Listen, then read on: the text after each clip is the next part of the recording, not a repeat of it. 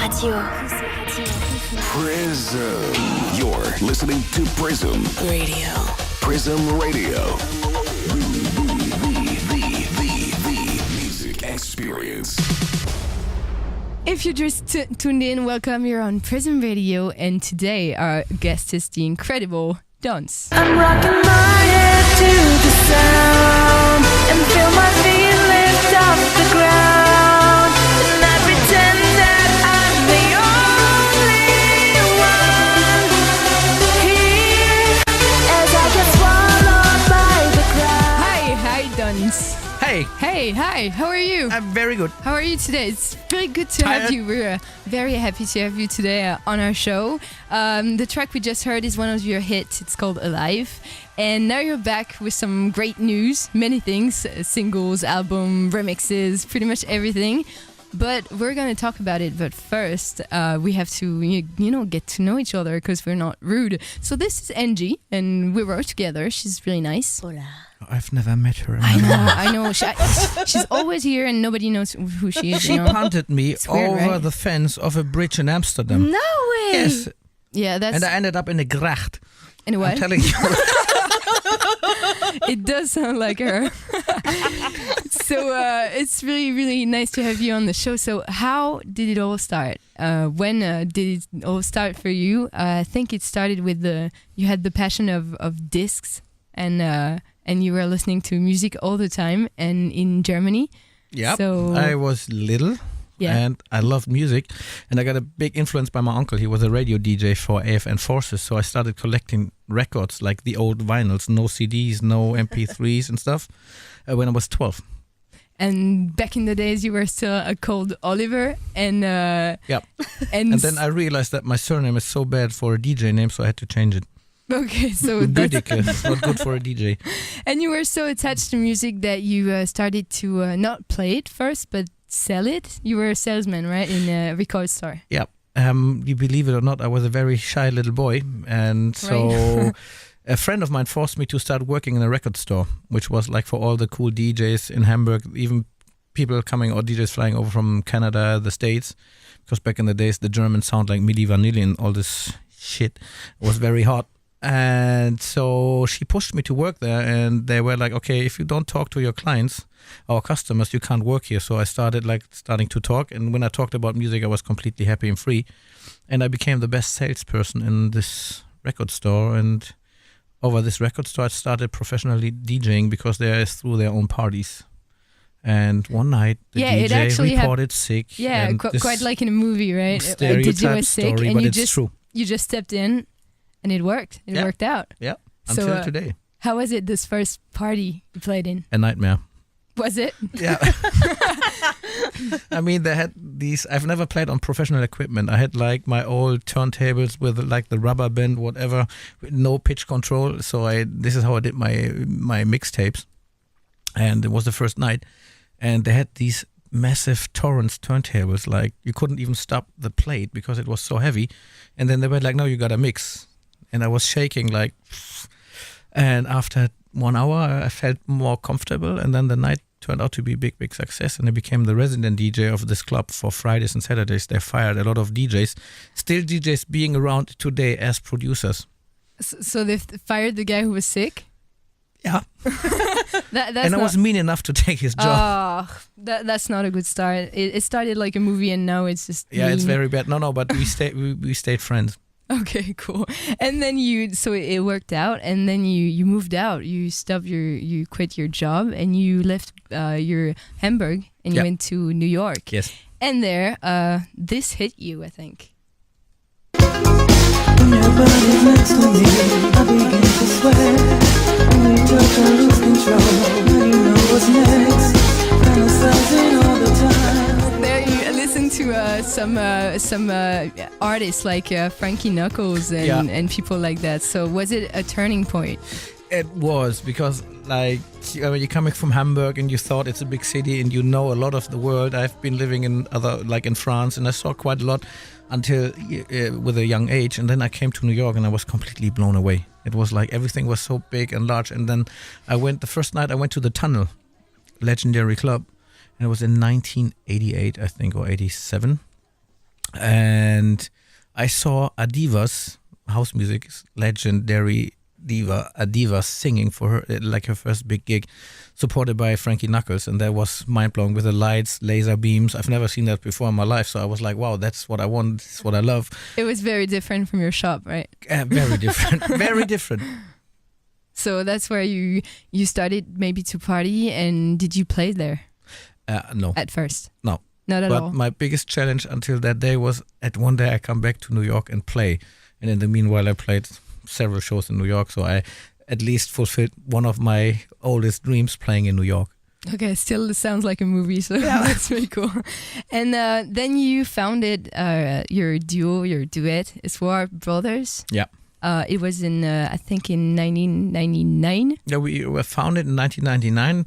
The story is quite funny because I was running a club in Hamburg, and there was this person approaching me, and this was approaching you. It was like a very quiet night, and he came to the DJ booth and asked me if I would be able to play some raga, dancehall, reggae, and I was like, oh, it's actually a house club, but I see if I can sneak some tracks in, and I did, and we talked for at least 45 minutes. And like when he left, another guy came to me, was like, oh my god, you know who you just talked to? And I was like, no idea. He liked reggae. He was like, this was Wesley Snipes. And I was, who is Wesley Snipes? No clue. I had no clue at all. And he was like, he's blowing off big time in the US. A few weeks later, I saw Blade and saw him. I was like, oh my god, I talked to him like for 45 minutes. He's the coolest dude ever. And then I saw the movie where the blood is coming from the ceiling, and I was like, okay, that's my track. So I managed to get the rights actually for the remix from New Order. So a lot of people thought we did the track for the soundtrack. We did not. We got the rights, so we had legal permission. And then I had the idea for Fat Bass. Okay. And that became a really big hit. Yeah, I have it here. So.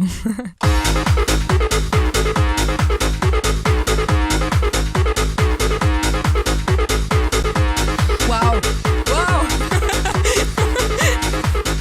It's a techno. So was this like the real beginning when you started this duo, when you were the two of you?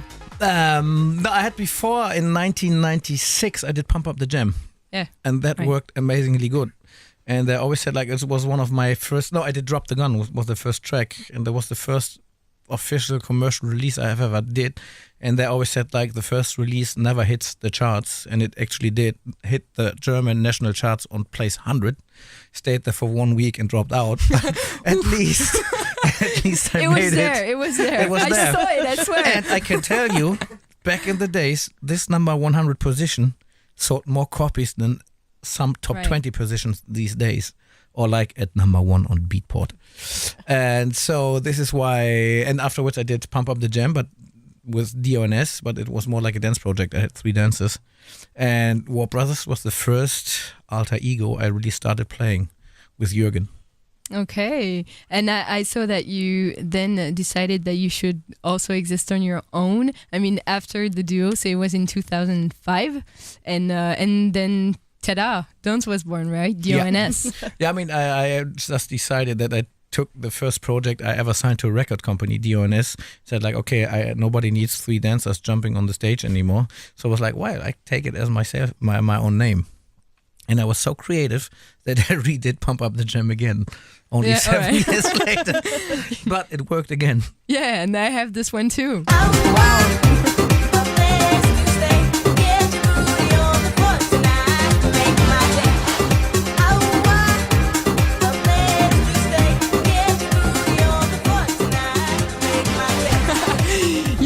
When Angie starts singing, that's really a good sign. That's about time to leave the studio then. I don't know. I don't know. You're a great singer. Everybody knows that. This is why I'm speechless. we're all speechless right now. I'm pretty shy. Yes, you are shy, and my ass is grass. Okay, right. I think you wanted to say something about that song. No. Please sing it. She was just singing then. You can sing it. You did it before. Come on. She's really shy now. She turned into the color of my Coke can. and it's quite pretty. It suits you well. Okay, so that was such a hit. I mean, how does it feel? Like everybody knows this song and everybody has danced to it like at least once. To be honest, Yeah, at the beginning, I didn't even like it. really. And it was like a spontaneous idea. And then I really got used to it again because it was one of my all-time favorite songs. And I found, like, you have to criticize yourself sometimes. I didn't regret it, no way, because it was the beginning of D.O.N.S. But when I did it again, I was like, isn't it a bit lame to start with a cover version again? And then it worked. But it's always like one of these things. You do tracks and you think this is a massive hit. It's going to be big. Nothing happens. And then you do a track just out of like, oh yeah, I wanted to play it in a house version because the first version I did in 1996 was very pumping, uplifting, 140 beats per minute. And I did it just as a fun track to play in my sets. And then it was like, you know what? Roger Sanchez plays it, number 1 in Miami, number 1 in Ibiza, second most successful dance record of 2005. And I was like, wow. But it was good. At Why? the end, I'm very, What's going on? Because I didn't really put any focus on it. Yeah, it happens like this all the time. I Yeah. heard. And I mean, you have so many things on your plate. You do that. So you had some big hits, but you're also a very well-known remixer. You've done some remix for Bob Sinclair, Dirty South, Roger Sanchez. I could say so many names. Like, do you have one in mind? One remix that you're so proud of? Or? Yeah, like, I mean, one of the greatest remixes is John Dahlbeck, Everywhere. I think because it brought a very good record to the next level and it worked great internationally. I really liked it, and I still play it today, and it's already, oh my god, 7 years ago.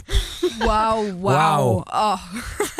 And what is you think the role of remix today for a producer? Different opinion. There's the old school perspective I'm a bit representing, because like for me a remix must represent the original in another way, and these days there are so many remixes, and I'm asking myself, is there any similarity, or has it something to do with the original work? And many times it hasn't. And like I was very happy when I did Big Fun. It was voted from DJ Mag as under the best 25 cover versions of all times, like including cover versions Madonna did.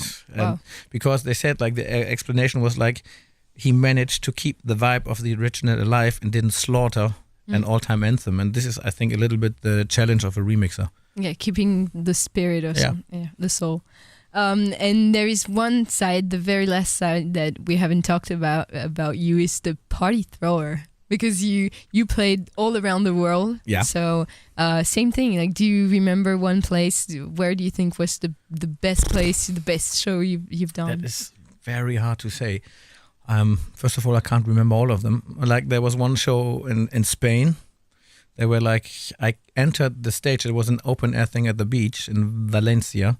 And I entered the stage from the back, and I went on stage, and there were like 300,000 people in front of me. And I was like, first reaction was like, I ran from stage. I was I like, don't want to go there. I'm not going. That's it. And then I was like, okay, it looks nice. And there was one of the most memorable D.O.N.S gigs. I had great shows in Russia and everywhere. And there was this one War Brothers gig in Sydney for New Year's. I think it was 2006. It was our farewell tour in Sydney. And we played at the Harbour Bridge.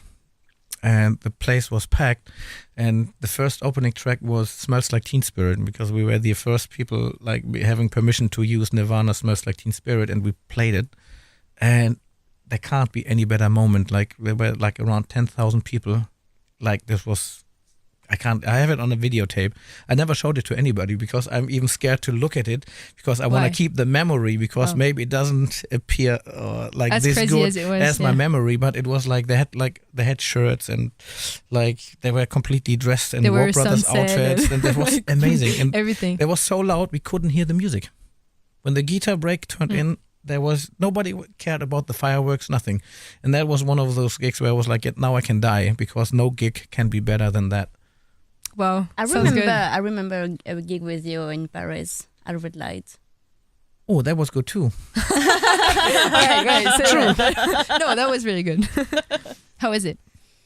Just amazing. I think it's the first time I met Oli. Oh, Yes. Yeah, it was my first interview with. And she him started to too. like me, but then she realized I drink Jägermeister, and then she started to hate me. Yeah, that's disgusting. Nobody likes that, right? I do love it. Oh, okay. See? We'll do a contest then. Better not. Okay, I won't. And what do you think of like the do you think there's a great country now to party? Like, where is it the best? It's hard, to be honest. I'm starting to play more and more in France again, and I really like it. The last gig I had in Living Room in Strasbourg was amazing because I feel a certain kind of vibe again that people are becoming more and more open for music, because I have to say there's a little bit of overkill. We call it big room, and everybody plays the same music in every club, especially in the US, where DJs get crazy money, which is good and happy for them, but I don't know if it's very supportive for the scene, because people, like everybody, even the young kids, they think like, oh, this is dance music or this is house music, and the versatility of the music, I miss it. And this is why I prefer for the moment, like really going to this club in Strasbourg called Living Room. It's more like a pub kind of thing. And then I was there like, okay, and they listen to tech house? And my manager, Juliette, was like, yes, trust me. And I was like, never. And it was such an amazing night. I played like 3 hours, and the music, the vibe, I played only music I liked.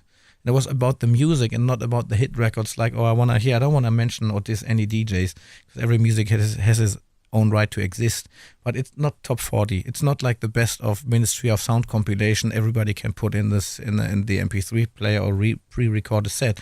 It was like about the intuition of music, and this is what I like, and this is for the moment my intention. I'd rather play small clubs with good music than big festivals with a great energy, because I love music and Have I you don't ever want gone to to deliver. Dubai? Sí, See? claro que sí. And what do you think of the French scene? You talked about it. Are there some DJs and producer that you're actually focusing on? The scene in France is big, and I mean they had such a strong impact internationally. I mean, David Guetta somehow started everything. He opened the market, and I think every DJ should be grateful for what he did. I mean, even though like it's like a certain kind of genre of music, but there's so many young upcoming DJs like from Vamos Music and like Suka Records. There's so many great labels, and even deep music. And I think from the vibe I'm getting here, I play a lot of French music in my radio show. Like, I think there's not a weekly show without at least 2-3 tracks from France. And is there one producer that we should keep an eye on? In France? In France or no, I mean worldwide. Worldwide? There are many, to be honest, and it's always so bad. Now Just getting my pencil. I name one and then the other one, because it's hard for me. I run a label, and we so far have scheduled 60 releases after we already did 10, and it wouldn't be fair to just pick one now and say like he's an upcoming, because then all the other artists are like, why you didn't pick me? Oh, I think you should be fair. All right, just say 3 then. Okay. No, I'm just kidding. But seriously, I mean, there are so many great new producers that we should keep an eye on. I mean, okay, I can name one because I really love what he does. Okay, cool. Groovebox from Sweden. All right. He is sensational. He has a groove, and you got me here now. What? You got me. I said all it. right. I wrote it down. It's in my head too. So thank you. Oh, welcome. And what if people want to see you live now? Do you have some dates soon? Yeah, 102. I'm very bad at memorizing, but I'm playing in Bordeaux. I'm playing in Moscow, Krasnoyarsk. I'm going to India. I'm going to Brazil. Marrakesh. Marrakesh. Wow. Algeria. More shows coming in France. Really? Yeah. Cool. Are you? Thank you, Julian. You didn't tell me that. You did. I didn't hear France, but people, if you want to listen to D.O.N.S live, you also can listen to his show, which is on Prysm Radio every Saturday at 9 p.m. Are you into the internet too? Like social networks? You mean this boring Facebook and Twitter? Exactly. Yeah, I hate it. But I still do it. Use now it. You have to.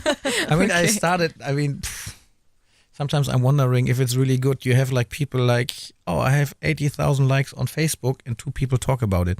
And I mean, it's when everybody knows that you can buy followers, and I'm not sure if it's the right way to do, because there are actually territories where they look, if you have like more, you need a certain amount of followers, and they don't care. But with that, I think you make cheating legal. I mean, Lady Gaga, she bought like 5 million followers on Twitter, I read. Really? Wow, yes. Wow. I mean, you already have 15 million, so why you need 5 million more? Right? Who cares? Does it make a difference? But I can understand that you use the internet because you have so many news coming up. So you have, I heard an album that you're preparing right now. Yeah, in the meanwhile, I could do a double album. Cool. It's like I started doing single after single, and All right. as I don't want to get stuck to one genre. Now I did the past 3 singles were a little bit more commercial, big room. Now I'm going back to do some tech house with Danny Cohiba and some of these guys, and even some house music, more soulful, and another like 2-3 big room tracks. I even have a funk track, like really funky with guitars and everything. So, and it's gonna be fun to see how the second album will work, because with the first one I was quite happy. I see that you're working with Terry B again. A lot. Of course. Cool. So you have also some remixes coming up. I heard something with the Afrojack. Yeah, I'm just working on an Afrojack remix. Uh-huh. And I'm curious how actually I will start tomorrow. Oh, all right. So you're going to start it. Yeah. Cool. And you have so many things coming up. So we're going to be waiting for the album and the double album maybe. Yeah. You have the long list of MP3s listed on iTunes album. Like 40 tracks. We're ready for this. Do you have already a date or a period that you're going to be releasing something? I mean, the next track, it's ready, and it will be released in 4 weeks, and it's called How You Like. Okay. ... There's a word missing. I'm not saying right now. It's Wait a minute. Okay. And I have a track called with Alim, the follow-up to Alive. That's done. I have another tech house track. I have Big Fun 2013 with Terry B.